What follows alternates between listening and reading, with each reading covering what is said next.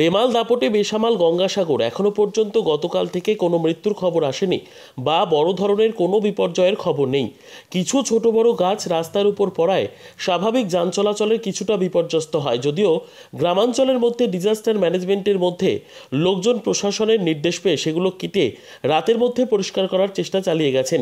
দিনের আলো ফোটার সঙ্গে সঙ্গে গ্রামের মানুষ বেরিয়ে পড়েছেন রাস্তায়। তবে মূলত যে ভয়ের জায়গা ছিল, গঙ্গাসাগরে আছড়ে পড়তে পারে রেমাল, ভাঙতে পারে নদী বাঁধ, ভাঙতে পারে বড় বড় গাছপালা, বাড়িঘর, পানের বরজ, কিছু ঘরের চাল, ত্রিফলা লাইট, গাছের ডাল ভেঙে পড়া, এ সমস্ত থাকলেও নদী বাঁধ কিংবা প্রাণহানির কোনো খবর আসেনি। প্রশাসনিক দিক থেকে সরকারি উদ্যোগে নদী বাঁধ এলাকার মানুষগুলোকে সরিয়ে ত্রাণ শিবিরে আশ্রয় দেওয়া থেকে শুরু করে ভারত সেবাশ্রমের মতো প্রতিষ্ঠান আর্ত মানুষের পাশে এসে দাঁড়িয়েছেন।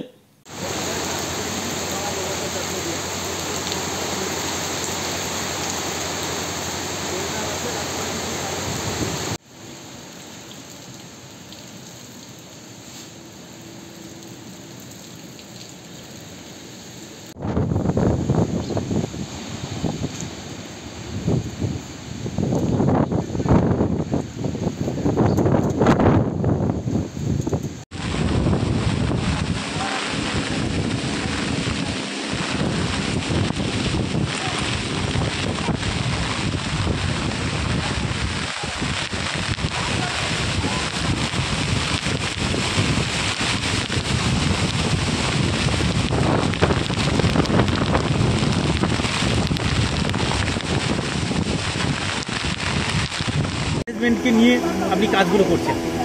সবাই কাজ করছে, আমাদের যারা হায়ার অথরিটি থেকে নিয়ে যারা গ্রাম পঞ্চায়েত থেকে নিয়ে আমাদের যারা ডিজাস্টার ম্যানেজমেন্ট টিম, সবাই সারা রাত আমরা আছি। এগুলো যেখানে যেখানে প্রবলেম হচ্ছে বা আমাদের কাছে মানে খবর আসছে যে না প্রবলেম হচ্ছে, সেখানে ওটাকে জীবন যাতে এবার নর্মালিটিকে নিয়ে যাওয়ার চেষ্টা করা।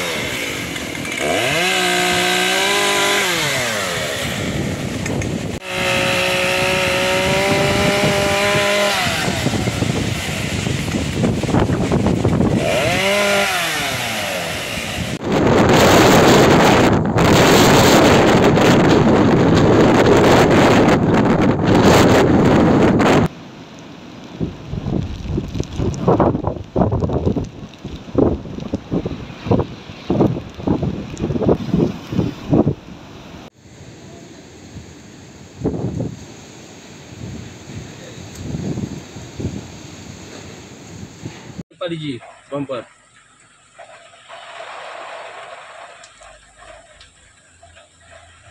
लीजिए।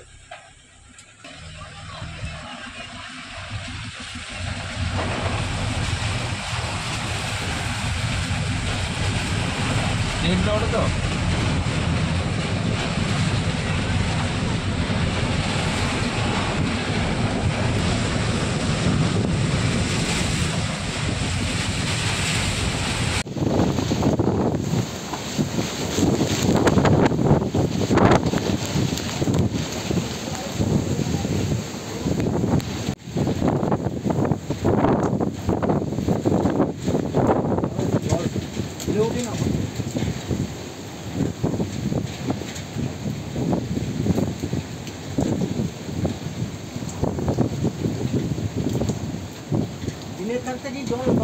কালকে কম জায়গা রাখছে ওই তো জায়গা কেন ছোট বাচ্চা ছিল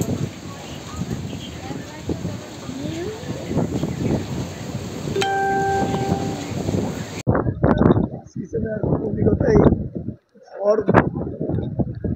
ক্ষয়ক্ষতি কি কি ধরনের হয়েছে? এই ক্ষতি বলতে এখন এই ডালাপালা গাছ বা পুকুর বা ঘর বাড়ি হালকা যারা যেগুলো ছোটোখাটো যেটা পানের বড় হ্যাঁ পানের বড় যেগুলো সেরকম ক্ষয়ক্ষতি হয়েছে, তেমন কোনো মানুষের তেমন কোনো ক্ষয়ক্ষতি হয়নি। বাঁধ টাঁধ না, ভাঙেনি? সেরকম কিছু না।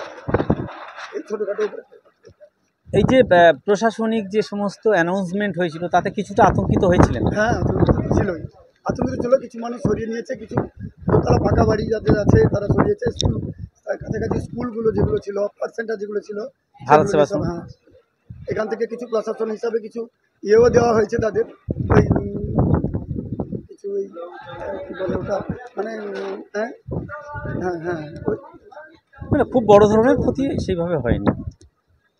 কি নাম আপনার? তরুণ কুমার মন্ডল।